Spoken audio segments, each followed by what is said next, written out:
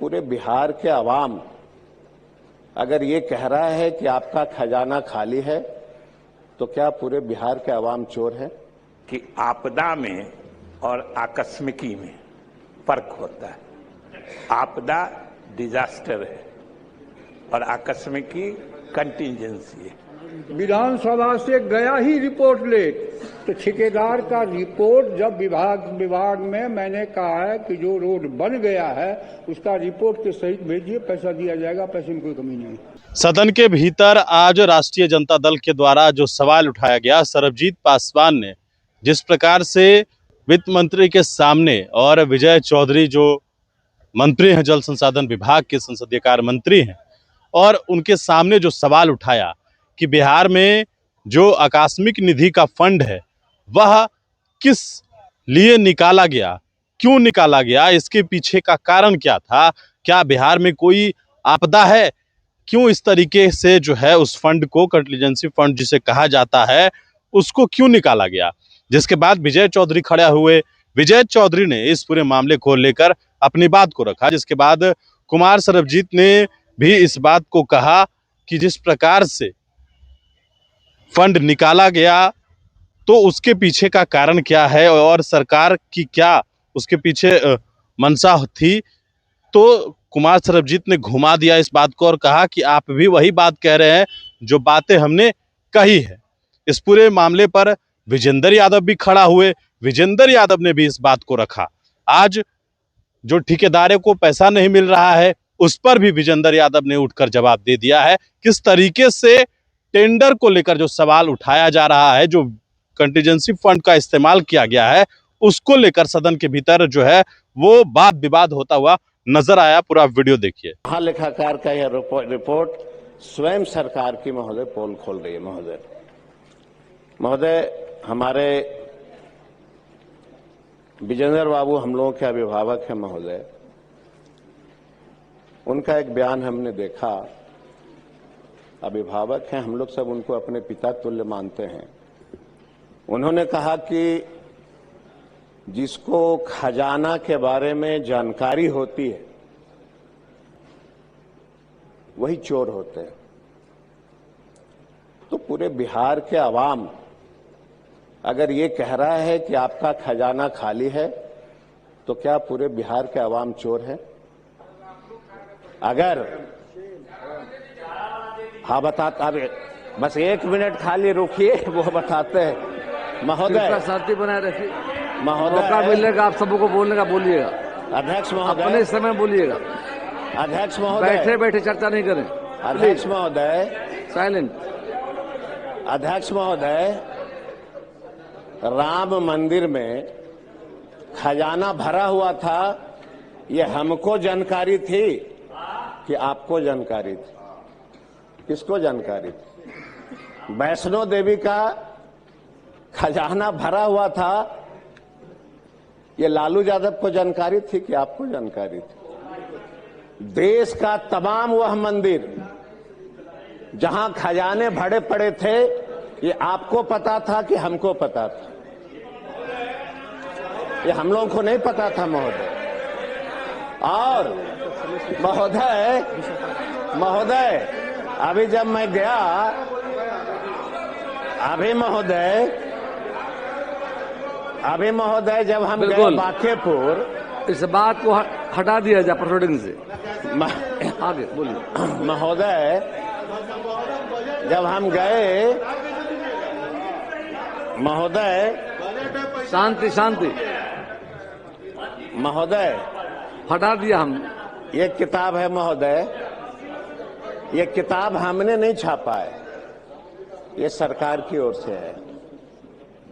इसमें नियम और कानून हमने नहीं बनाया है, जिनकी सत्ता है, जिनकी सरकार है, उन्होंने बनाया। मैं इसलिए ये किताब दिखाना चाह रहा था महोदय कि आपदा की पैसा किस परिस्थिति में निकाली जाती है। जब राज्य में कोई बहुत बड़ी आपातकाल आ जाए, राज्य में भूकंप आ जाए, राज्य में बाढ़ से काफी लोग पीड़ित हो जाए, राज्य में पूरा राज्य सुखाड़ के चपेट में हो जाए, महोदय मैं सरकार के एक अत्यंत गंभीर वित्तीय निर्णय की ओर सदन का ध्यान आकृष्ट कर रहा हूं महोदय। सरकार ने सामाजिक सुरक्षा पेंशन के भुगतान के लिए आकस्मिकता निधि से 3662 करोड़ रुपए निकाले बिना सदन की अनुमति का। सदन बुला लिए होते, जनता से जीते हुए प्रतिनिधियों से राय ले लिए होते, निकाल लेते अगर आपको इतनी वित्तीय संकट पड़ी थी तो। और मैंने जो किताब दिखाया महोदय, उसमें बिहार बजट मैनुअल, बिहार आकस्मिकता निधि अधिनियम 1950 की प्रति है उसमें महोदय। धारा 5 स्पष्ट कहती है कि यह निधि केवल अप्रत्याशित व्ययों। माननीय संसदीय कार्य मंत्री सर्वजीत जी अच्छा बोल रहे थे, केवल हम फैक्ट चेक में एक चीज आपको बता देना चाहते हैं कि आपदा में और आकस्मिकी में फर्क होता है। आपदा डिजास्टर है और आकस्मिकी कंटिंजेंसी है।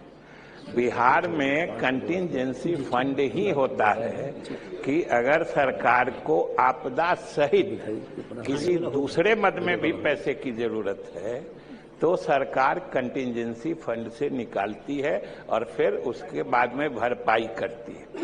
ये अलग बात है कि आपदा की हालत में भी तुरंत अगर हमें जनता को जो आपदा पीड़ित होते हैं उनको कोई सहूलियत देनी होती है तो उस वक्त भी पैसा हम इसी आकस्मिक निधि से निकालते हैं। लेकिन आकस्मिक निधि में और डिजास्टर फंड में फर्क होता है। मैं सरकार की ओर से मैं यही बात सुनना चाहता था अध्यक्ष महोदय, मैं यही जानना चाहता था कि हम और आवाम जो कह रहा है कि क्या बिहार में सच में वित्तीय संकट है, स्वयं माननीय मंत्री ने, वो अलग बात है कि इन्होंने घुमा के बोला, ये अलग बात है, इन्होंने घुमा के बोला, ठीक है मैं आपकी बात को मानता हूं, लेकिन ये मान लीजिए कि बिहार में वित्तीय संकट है और महोदय बढ़ जाइए, लाइन दो जी, लाइन दो। सेंट्रल स्पॉन्सर स्कीम में पैसा थोड़ा देर सवेर मिलता है, उसी को मेकअप करने के लिए वो पैसे निकाले गए थे, कहीं कोई प्रॉब्लम नहीं और एक्ट के अनुरूप ही किए गए। मैंने मान लिया महोदय, हमारे अभिभावक हैं, मैं उनसे बहुत ज्ञानी नहीं हूं, लेकिन अगर आप पैसा अभी निकाले, आपके पास वित्तीय संकट नहीं था तो 2 वर्षों से बिहार के कॉन्ट्रैक्टरों को आपने पैसा क्यों नहीं दिया? जनता की गाढ़ी कमाई अगर खजाने में पड़ी है तो माननीय मुख्यमंत्री की कुर्सी जाने के बाद, मैंने स्वेच्छा से छोड़ा, उनकी कमी खलती है, मुख्यमंत्री के द्वारा रोड का शिलान्यास किया गया, उस सारे टेंडरों को रद्द क्यों किया गया अगर आपका वित्तीय संकट नहीं था तो? महोदय, हम यही तो जानना चाहते थे आपसे। ये सदस्य जो बोल रहे हैं, बेहतर होता ये ध्यानाकर्षण में लाते।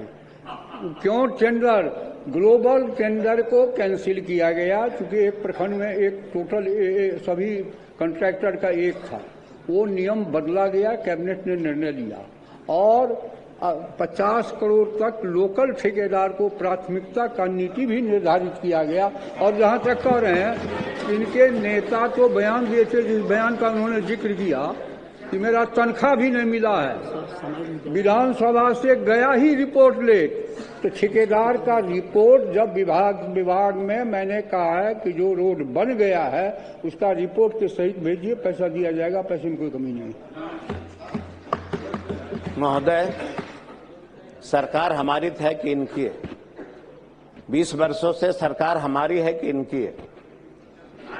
कौन सा ऐसा व्यक्ति, कौन ऐसा मंत्री थे जिन्होंने बिहार के साथियों के साथ विश्वासघात किया? किसने ग्लोबल टेंडर का नियम बनाया? किसने एक साथ 10 करोड़ से 100 करोड़ का टेंडर बनाया? सरकार आपकी थी। माननीय मुख्यमंत्री समीक्षा बैठक करते थे, उस समय आपको बिहारियों की चिंता क्यों नहीं हुई?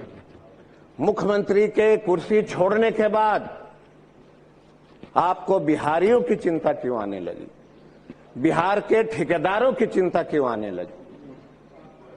ये तय तो आप मुख्यमंत्री के समय में भी कर सकते थे। खैर महोदय कुमार सर्वजीत जी कंक्लूड करेंगे। समय पूरा हो रहा है। जब भी सरकार के बारे में हम कुछ बोलते हैं तो विजेंद्र बाबू हमेशा बोल देते हैं, और हम लोग को तो भाई कुछ बोल नहीं सकते, उनको आदर करते हैं। खैर